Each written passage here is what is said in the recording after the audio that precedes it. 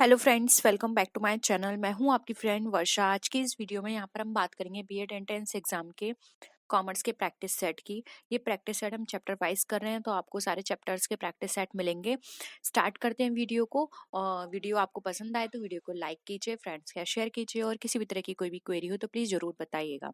देखिए, यहाँ पे हमारा क्वेश्चन है premium on redemption of debenture account is, यानी कि आपने डिवेंचर के रिडेम्पशन पर प्रीमियम दिया है, तो ये अकाउंट आपका कौन सा है? पर्सनल है, रियल है, नॉमिनल है, या फिर नन ऑफ दीज है? बताइए।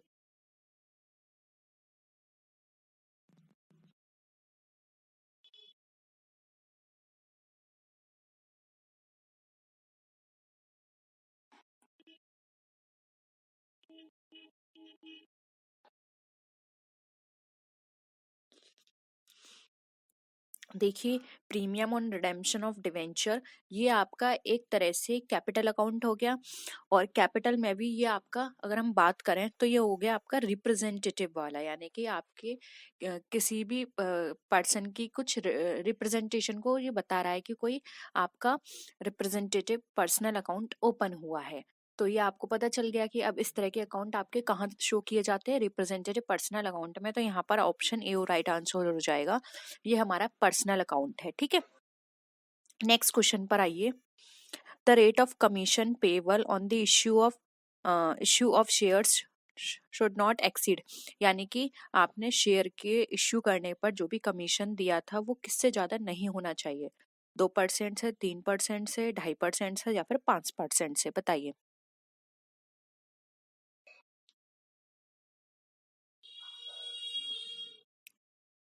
ये बात की जा रही है कमीशन की, जो कि आप शेयर इशू करने पर देते हो, तो ये आपका एक्सीड नहीं होना चाहिए 5% से, ठीक है। ऑप्शन क्या हो जाएगा? डी राइट आंसर हो जाएगा। नेक्स्ट क्वेश्चन देखिए। The law limits the commission payable on the issue of debenture to. Debenture के इश्यू पर जो कमीशन की लिमिट है वो कितनी है? अभी आपने शेयर की बात की थी, अब ये डिवेंचर की है।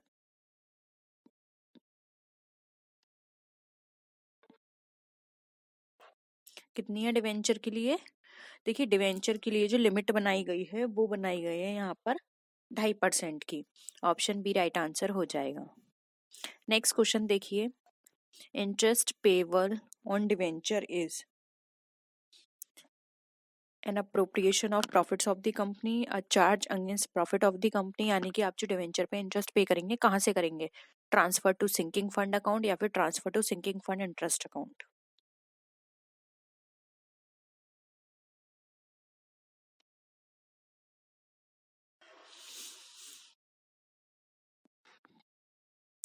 देखिए, इंटरेस्ट पे की जा रही है, तो ये हमारे जो भी हमारे कंपनी के प्रॉफिट्स हैं वहां से दी जाएगी। ऑप्शन बी राइट आंसर हो जाएगा, ठीक है। क्योंकि जो हमारे कंपनी के प्रॉफिट्स होते हैं उनको हम इस पर्पज से यूज कर सकते हैं। नेक्स्ट है debenture can be redeem by. अब जो डिवेंचर्स हैं वो किसके द्वारा रिडीम किए जा सकते हैं? Purchase of own debenture in the open market, या फिर आप इनको कन्वर्ट करा सकते हैं शेयर्स में, या फिर कन्वर्ट करा सकते हैं न्यू क्लास ऑफ डिवेंचर्स में, या फिर एनी ऑफ द अबव? बताइए।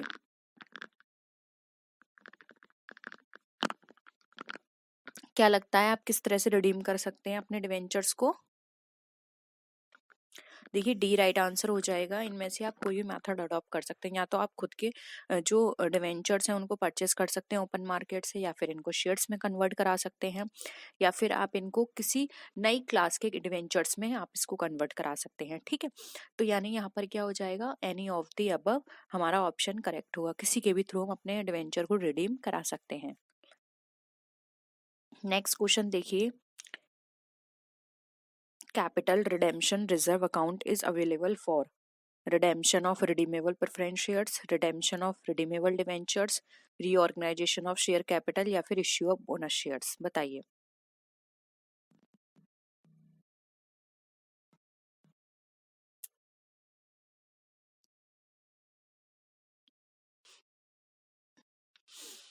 देखिए, कैपिटल रिडेम्पशन रिजर्व अकाउंट जो है वो प्रेफरेंस शेयर को रिडीम करने में हम यूज नहीं कर सकते हैं।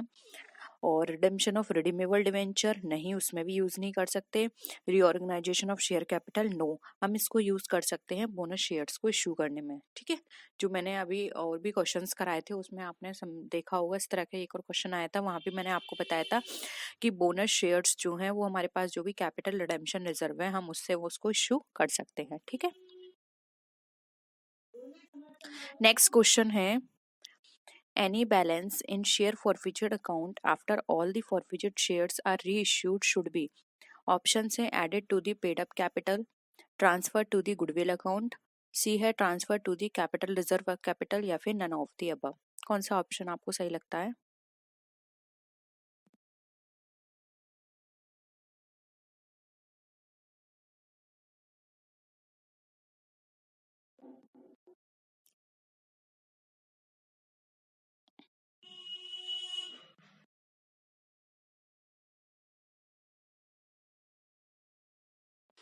देखिए, कोई भी बैलेंस शेयर फॉरफिचर अकाउंट का जब आपने उसको रीइश्यू कर दिया है, वो हमारा कहाँ से किया जाएगा, किस तरह से होगा उसका ट्रीटमेंट, हम उसको ट्रांसफर कर सकते हैं कैपिटल रिजर्व कैपिटल के अंदर। ठीक है, नेक्स्ट है issue of shares at a discount of 10% और लेस मस्ट बी, ऑप्शंस हैं authorised by the central government, authorised by the court, authorised by the resolution passed by the company in general meeting, या फिर authorised by the resolution passed in the general meeting and sanctioned by the court.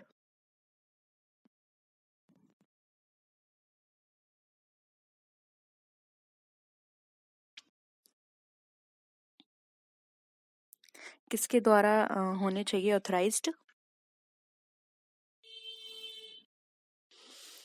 देखिए, ये हमारे authorised होने चाहिए central government के द्वारा। ठीक है, जब भी हम अपने शेयर्स को 10% डिस्काउंट या इससे कम पर हम इश्यू करते हैं तो ये हमारे सेंट्रल गवर्नमेंट से ऑथराइज्ड होने चाहिए, तभी हम इसको इश्यू कर सकते हैं।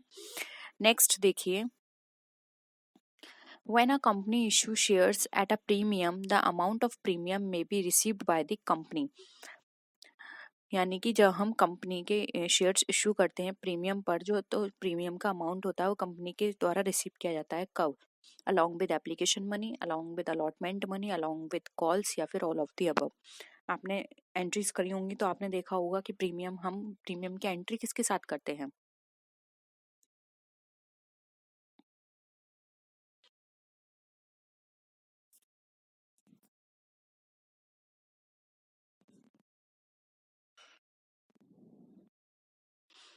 क्या हो जाएगा आंसर?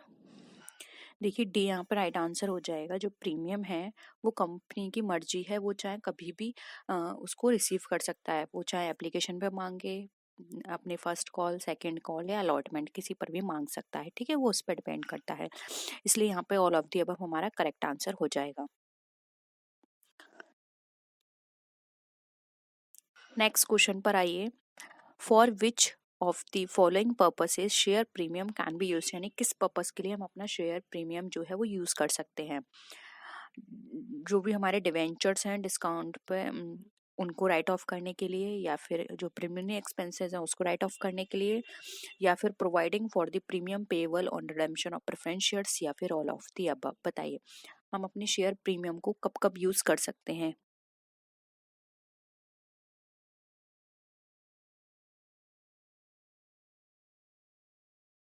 देखिए, इन क्वेश्चंस में से आपको किसी भी क्वेश्चन में डाउट है तो प्लीज बता दीजिएगा, हम उसको नेक्स्ट क्लास में अपने डिस्कस कर लेंगे, क्योंकि आपको कॉन्सेप्ट क्लियर होना बहुत जरूरी है। ठीक है, देखिए राइट आंसर हो जाएगा डी, जो हमारा शेयर प्रीमियम है वो हम इनमें से किसी भी पर्पज से यूज कर सकते हैं। अब चाहे हमें अपने डिवेंचर्स जो हैं डिस्काउंट पे इशू किए गए हैं उसको राइट ऑफ करने के लिए, हमारे प्रिलिमिनरी एक्सपेंसेस को राइट ऑफ करने के लिए, या फिर जो भी हमारे प्रेफरेंस शेयर्स हैं उनके रिडेम्पशन पर जो भी प्रीमियम था वो प्रोवाइड करने के लिए। ठीक है, नेक्स्ट क्वेश्चन देखिए, इश्यूड कैपिटल इज, अब इश्यूड कैपिटल है वो पार्ट ऑथराइज्ड कैपिटल का जो कि इश्यू किया गया है कंपनी के द्वारा, या फिर वो अमाउंट कैपिटल का जो कि सब्सक्राइब किया गया है शेयर होल्डर्स के द्वारा, या फिर वो कैपिटल जो कि ऑथराइज्ड है कंपनी के द्वारा, या फिर नन ऑफ दी अबव। बताइए इशूड कैपिटल कौन सी है?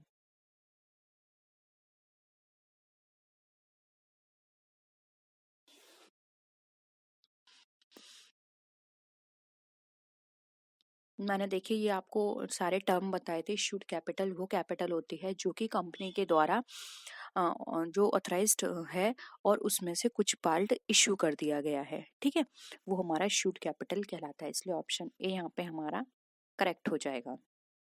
क्लियर है क्वेश्चन? नेक्स्ट देखिए, right shares means the shares which are issued to the directors of the company, first offered to the debenture holders, first offered to the existing shareholders, issued by a newly formed company। बताइए right share का मतलब कौन से share से है?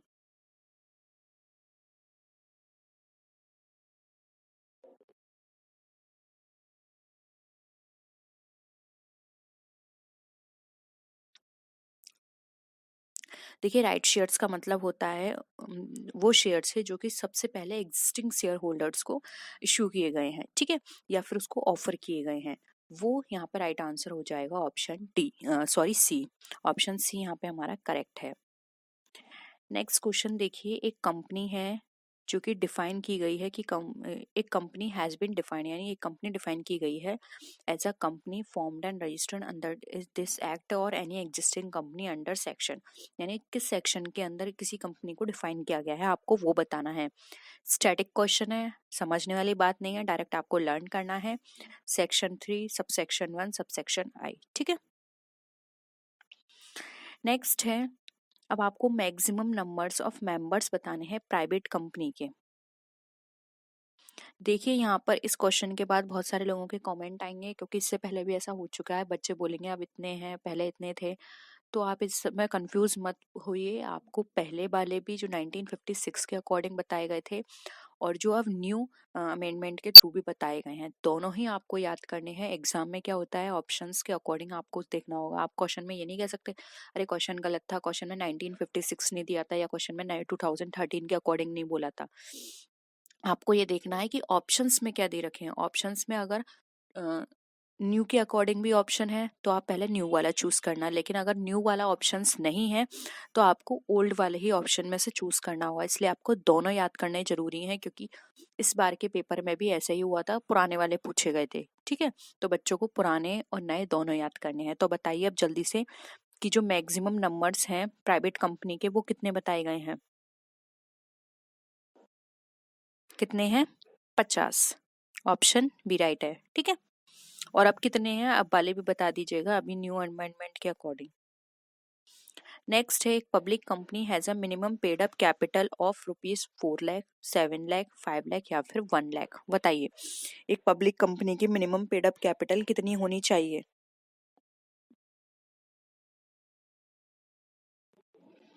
देखिए एक public company जो है उसकी minimum paid up capital 5 lakh होनी चाहिए, ठीक है। नेक्स्ट क्वेश्चन है, preliminary expenses are shown on the asset side of the balance sheet, liability side of the balance sheet, profit and loss account या फिर none of the above। बताइए preliminary expenses हम कहाँ दिखाते हैं?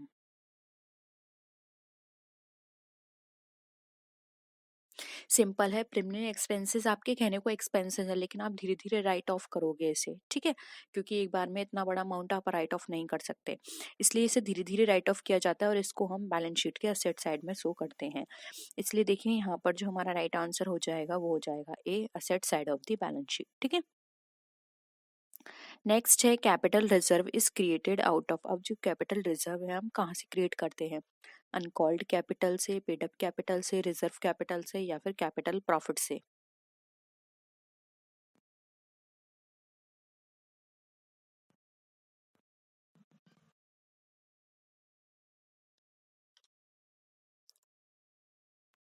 देखिए कैपिटल रिजर्व की बात की जा रही है तो ये हम कैपिटल प्रॉफिट से क्रिएट करेंगे, ठीक है।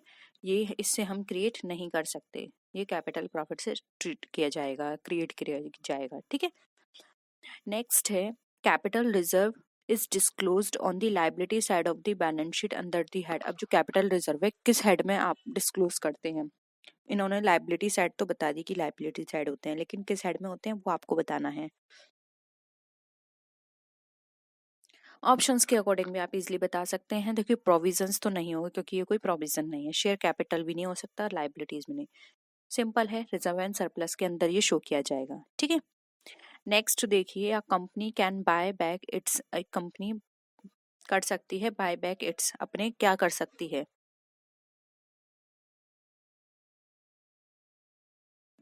बताइए। A company can buy back it's equity shares.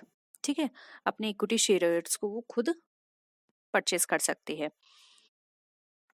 Next है, आपको सेक्शंस बताना है कंपनीज एक्ट का, जहाँ पे रिस्ट्रिक्ट किया गया है use of the amount collected as premium on security, यानी सिक्योरिटी बेस पे आपने जो प्रीमियम कलेक्ट किया है उसके यूज पर रिस्ट्रिक्शंस बताई गई हैं कि ये यहाँ यहाँ यूज कर सकते हैं या नहीं कर सकते। वो किस सेक्शन के अंदर है, 78, 87, 83 या 77?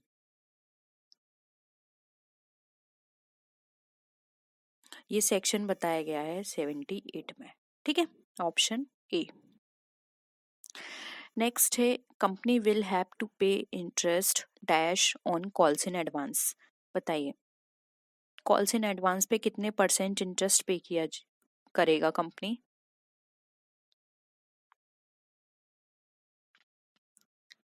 कितना हो जाएगा? देखिए, ये पहले के अकॉर्डिंग है, अभी मैं आपको न्यू बता देती हूँ, अभी है 12%। ठीक है, और पहले थी 6%, दोनों को याद रखिएगा। अभी 12% है, 1956 के अकॉर्डिंग पूछा जाए तो 6% है, याद रखेंगे दोनों।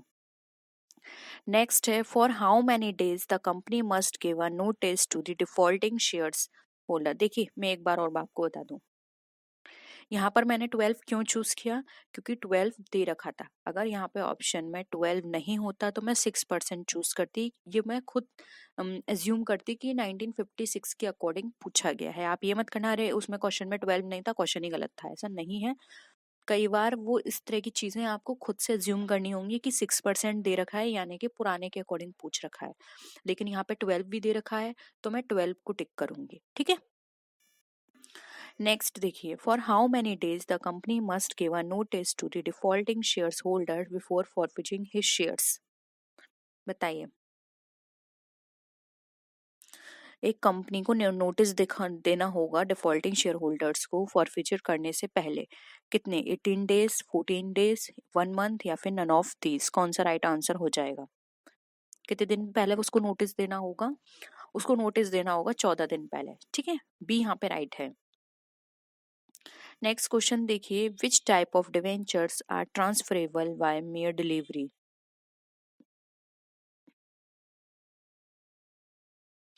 Redeemable debentures, bearer debentures, convertible debentures, या फिर सिक्योर डिवेंचर्स?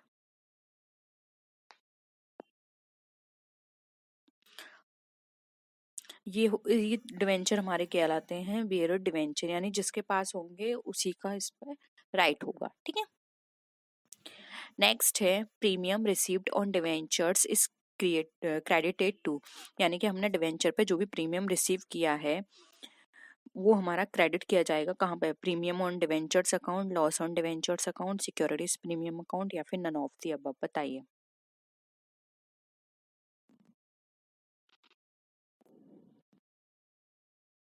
क्या हो जाएगा? सी राइट आंसर हो जाएगा, securities premium account. Okay, next देखिए, परचेज कंसिडरेशन हमारा कैलकुलेट किया जाएगा कैसे? वैल्यू ऑफ असेट्स में से जो लाइबिलिटीज अज्यूम्ड हम माइनस कर देंगे, या फिर value of assets plus liabilities assumed हम ऐड करेंगे। लाइबिलिटीज अज्यूम्ड में से हम वैल्यू ऑफ असेट्स को माइनस करेंगे, या फिर लाइबिलिटी अज्यूम में से हम करंट असेट्स जो है उसको ऐड कर देंगे। बताइए कब, किस इक्वेशन के थ्रू हम अपने परचेज कंसिडरेशन को कैलकुलेट कर सकते हैं?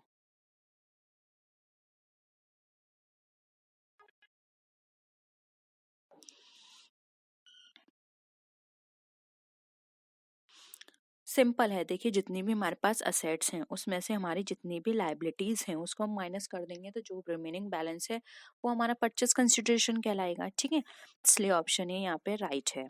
ओके, तो आज के क्वेश्चंस होप यहाँ पे सारे आपको क्लियर हैं। किसी भी टर्म में आपको डाउट है, वो आपको नहीं समझ में आ रहा है, प्लीज बता दीजिएगा, हम उसका मीनिंग डिस्कस कर लेंगे। किसी भी क्वेश्चन में डाउट हो वो भी आप नीचे कमेंट सेक्शन में बता दीजिएगा। ठीक है, तो आई होप आपको वीडियो पसंद आया होगा। वीडियो पसंद आई तो लाइक कीजिए, फ्रेंड्स के साथ शेयर कीजिए, और किसी भी तरह की कोई भी क्वेरी हो तो ज़रूर बताइएगा। तो नेक्स्ट वीडियो में मिलते हैं आपसे, तब तक के लिए टेक केयर, बाय बाय।